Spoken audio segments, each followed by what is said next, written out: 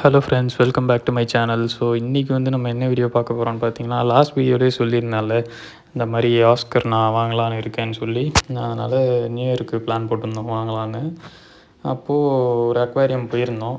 இங்கே பார்த்தீங்கன்னா அலிகேட்டர் கார்லாம் நான் ரொம்ப வருஷமாக பார்க்குறேன். இது அவங்கள்ட்ட தான் இருக்குது, சரியான சைஸில் இருக்கும். அப்புறம் பார்த்தீங்கன்னா ஷார்க்கு, பெரிய ஆஸ்கரு, அப்புறம் ஜெயின் கௌராமிலாம் நிறைய இருக்கும் அடிக்கடி போனீங்கன்னா. ஆனால் அதெல்லாம் நாட் ஃபார் சேலில் தான் இருக்கும். பட் நம்ம போனது வந்து சரி ஆஸ்கர் இருக்கா பார்க்கலாம், இல்லைனா அந்த பக்கு சொல்லியிருந்தோம் பார்த்தீங்களா, பிரானா மாதிரியே இருக்குமே, அது திரும்ப வாங்கலான்ற ஒரு ஐடியாவில் தான் போயிருந்தோம். சரி தேடி பார்த்துட்டு இருந்தப்போ நம்ம ஜெயின் கௌராமிலாம் பார்த்துட்டு இருந்தோம். அப்புறம் ஆஸ்கரில் பார்த்தப்போ பிளாக் 2 தான் இருந்தது பேர். மீதி பார்த்திங்கன்னா இந்த ஆரஞ்சு கலர் தான் இருந்தது. சரி பிளாக்கு ஒன்று மட்டும் கேட்டு பார்த்தோம், ஒன்று கிடைக்குமான்னு. இல்லை பேரை தான் வாங்கணுன்னாங்க. சரி ஓகே பேரே வாங்கிக்கலான்னு சொல்லி பிளாக்கு சூஸ் பண்ணிட்டோம். இதோட ப்ரைஸ் பார்த்தீங்கன்னா 600 ருபீஸு. இதிலே ஆரஞ்சில் வந்து இம்போர்ட்டட் ஆஸ்கர்னு போட்டு மேலே அந்த பேர்ல்ஸ்லாம் ரொம்ப நிறைய இருக்க மாதிரி ஒரு டேங்க் ஒன்று இருந்தது. அது சின்னது, ரொம்ப சின்னது. பார்த்தா அதுவுமே 600. பட் நமக்கு வந்து இந்த பிளாக் தான் பிடிச்சிருந்தது ரொம்ப. அதனால் பிளாக்கே வாங்கலான்ட்டு ஓகே சொல்லிட்டோம். ரேட்டு 600 கொஞ்சம் ஜாஸ்தி தான், பட் பரவாயில்ல, லோக்கல்லே வாங்குறனால நம்ம இந்த ரேட்டுக்கு வாங்கி தான் ஆகணும். ஸோ ஃபஸ்ட்டு டைம் ஆஸ்கர் வாங்கலான்னு முடிவு பண்ணியாச்சு.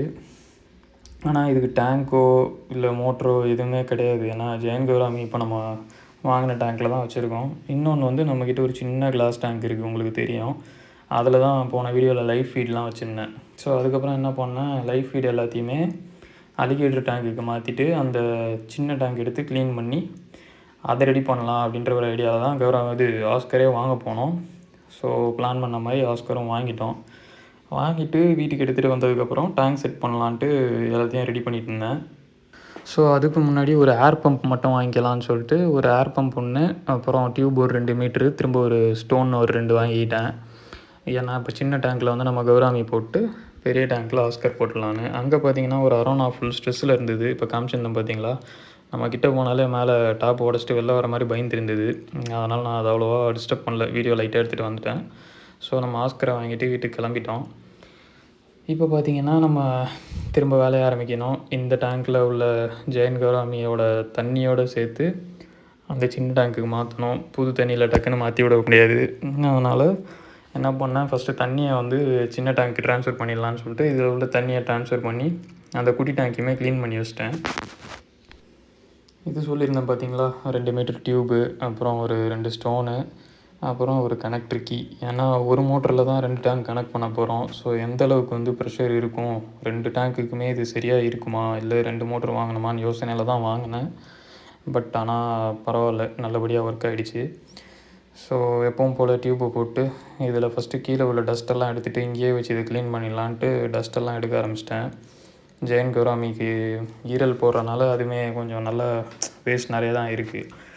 அதனால் ஃபுல்லாக இதை ஃபஸ்ட்டு எடுத்து முடிச்சுட்டு அந்த சின்ன டேங்கை க்ளீன் பண்ணி அங்கேருந்து வர தண்ணியை வந்து இதில் பிடிச்சிட்டேன். ஸோ நம்ம தண்ணி வந்து இப்போ ஃப்ரெஷ்ஷாக புது தண்ணியில் ஒன்றும் விட போகிறதில்ல மீனை. அதில் தண்ணி ட்ரைன் ஆனதுக்கப்புறம் ஜெயின் கௌராமியை பிடிக்கிறதுக்கு ட்ரை பண்ணேன். இது பார்க்க தான் ஆள் சின்னதாக இருக்குது, ஆனால் நல்லா அக்ரெசிவாகவே இருக்குது.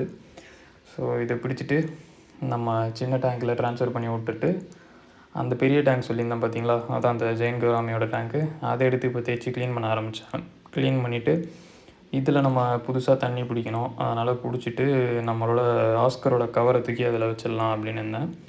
அதுக்கு முன்னாடி ஃபஸ்ட்டு ஜெயின் கௌராமியை செட் பண்ணிடலான்னு சொல்லிட்டு இது வந்து நான் டேங்க் சைஸுக்கு கட் பண்ணல, மேலே உள்ள மெஷ்ஷு சும்மா இருந்ததை அப்படியே ஃபோல்ட் பண்ணி வச்சிட்டேன், அது ஜம்ப் பண்ணாமல் இருக்கிறதுக்கு. பட் ஆனால் அந்த சின்ன டேங்க்கில் வந்து கீழே பார்த்தீங்கன்னா மிரர் மாதிரி இருக்கும், ரிஃப்ளெக்ட் ஆகும். அது வந்து அந்த ஒயிட்டுக்கும் அதுக்கும் ஜெயின் கௌராமி அழகாக இருந்தது அதில் பார்க்க. ஸோ இதில் வந்து நம்ம எப்பவும் போல் தண்ணியை ஃபில் பண்ண ஆரம்பிச்சிட்டு ஃபிஷ் கவர் அதிலே வச்சுட்டோம், கொஞ்சம் நேரம் செட் ஆகட்டும்ன்ட்டு.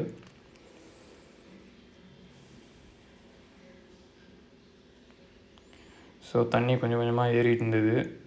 ஜெயின் கௌராமிக்கு இன்னும் மோட்டரும் போடல. சரி இதுக்கு செட் பண்ணிவிட்டு அந்த டியூப்பை வச்சு கனெக்ட் பண்ணிடலாம், அதெல்லாம் அந்த கீயை வச்சுட்டு வெயிட் பண்ணிட்டு இருந்தேன். ஸோ கீயை போட்டு செட் பண்ணி பார்த்ததுக்கப்புறம் ஓகே, ப்ரெஷர் வந்து 2 டேங்க்குக்குமே கொஞ்சம் கரெக்டாக வர மாதிரி தான் இருந்தது, ரொம்ப கம்மியாலாம் இல்லை. ஓகே இதை வச்சு மேனேஜ் பண்ணலான்னு தோணுச்சு. அதனால் சரி ஒரே மோட்டரே போட்டுடலான்னு முடிவு பண்ணிட்டேன். இப்போ பார்த்தீங்கன்னா கொஞ்சம் நேரம் ஆயிடுச்சு. ஸோ இதுக்கு மேலே வெயிட் பண்ண வேணாம், ஃபிஷ்ஷை விட்டுறலான்னு சொல்லிட்டு கவரை ஓப்பன் பண்ணிவிட்டு நம்ம ஆஸ்கரை ரிலீஸ் பண்ணிட்டோம். ஸோ இதுக்குமே எப்பவும் போல் நான் அந்த சிக்லெட்ஸ் ஃபுட்டோ எதுவுமே ஃபுட் பாக்கெட்லாம் வாங்கலை. ஏன்னா மான்ஸ்டர் ஃபிஷ்னு நம்ம வாங்குறப்போ அதுக்கு லைவ் ஃபீடு இல்லைனா போன்லெஸ் சிக்கன், ஈரல், சிக்கன் ஹார்ட் இதெல்லாம் தான் கொடுத்தாகணும். அதுதான் கரெக்டாகவும் இருக்கும். ஸோ வந்தோடனே செம ஸ்ட்ரெஸ்ஸில் இருந்ததுங்க மீன். கலர்லாம் நல்லா வெளுத்து போச்சு. அதுக்கப்புறம் தூங்குற மாதிரி படுத்து கிடந்தது. வீட்டில் எல்லாம் என்ன செத்து போதா அது இதுன்ட்டுலாம் பேசிகிட்டு இருந்தாங்க. அப்புறம் கூகுள் பண்ணி பார்த்தப்போ ஸ்ட்ரெஸ்ஸில் இருந்தால் அந்த மாதிரி இருக்கும் அப்படின்னு போட்டிருந்தது. ஸோ அதனால் என்ன பண்ணேன், 2 சின்ன கோல்டு ஃபிஷ் அது வாய் சைஸு கொல்கிற மாதிரி எடுத்து போட்டு விட்டேன். சரி என்ன ஆகுதுன்னு பார்க்கலான்ட்டு. நைட்டு போட்டு நான் காலைல பார்த்தா 2மே சாப்பிட்ருச்சுங்க. 2 கோல்டுமே இல்லை. இப்போ பார்த்தீங்கன்னா அதை போடுறேன் பார்த்தீங்களா, அது கொஞ்சம் பெரிய கோல்டு தான். பட் ஆனால் அதையுமே சாப்பிட்ருச்சுங்க.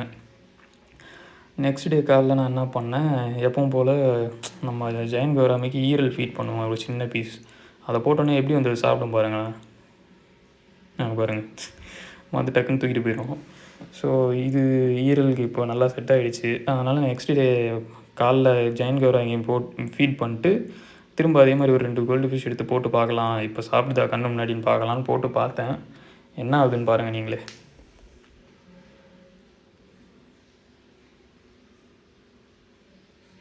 சரி நான் சாப்பிடாதுன்னு தான் நினச்சிட்டு இருந்தேன். பார்த்தா லபக்குன்னு ஒரே முழுங்கில் முழுங்கிருச்சு. அவ்வளோதான். இன்னொன்று வந்து நம்ம சாப்பிட்லாமா வேணாமான்னு யோசனையிலே ரொம்ப நேரம் சுற்றிட்டு இருந்தாப்புல. அதனால் நான் கொஞ்சம் நேரம் வீடியோ எடுத்து பார்த்தேன். பட் ஆனால் அது சாப்பிட்ற மாதிரி தெரில. சரி ஓகே அதுங்க சாப்பிட்டோம் பொறுமையான்னு சொல்லிட்டு விட்டுட்டேன். கொஞ்சம் நேரம் வெயிட் பண்ணி பார்க்கலான்னு தான் அந்த ஃபுட்டேஜை அப்படியே எடுத்துகிட்டே இருந்தேன் கட் பண்ணாமல். அது பார்த்திங்கன்னா வால் மட்டும் வெளியில் இருக்குது, மற்றபடியே முழுங்கிருச்சு. துப்புன வாலியுமே திரும்ப சாப்பிட்ருது. நம்ம நினச்சதை விட மோசமாக தான் இருக்குது ஆஸ்கர். பாருங்கள் வாய்க்குள்ளே ஃபுல்லாக வச்சுக்கிட்டு இன்னொரு மீனை வந்து சாப்பிட்டு துப்பி வச்சுருக்குதுங்க. இது வந்து அன்றைக்கி நைட்டு திரும்ப ஒரு 2 மீன் போட்டேன். 2மே அட் அ டைம் முழுங்கிடுச்சுங்க. 2 பேர் வாயிலுமே இருக்குது பாருங்கள். இது ஒரு கோல்டு ஃபிஷ்ஷு, அது ஒரு gold fish. Actually knock out பண்ணுங்கப்பா, நம்ம நினச்சதை விட மோசமாக இருக்குது. ஸோ எப்பவும் போல் சப்போர்ட் பண்ணுங்கள் ஃப்ரெண்ட்ஸ். தேங்க்ஸ் ஃபார் வாட்சிங். நெக்ஸ்ட் வீடியோவில் பார்ப்போம்.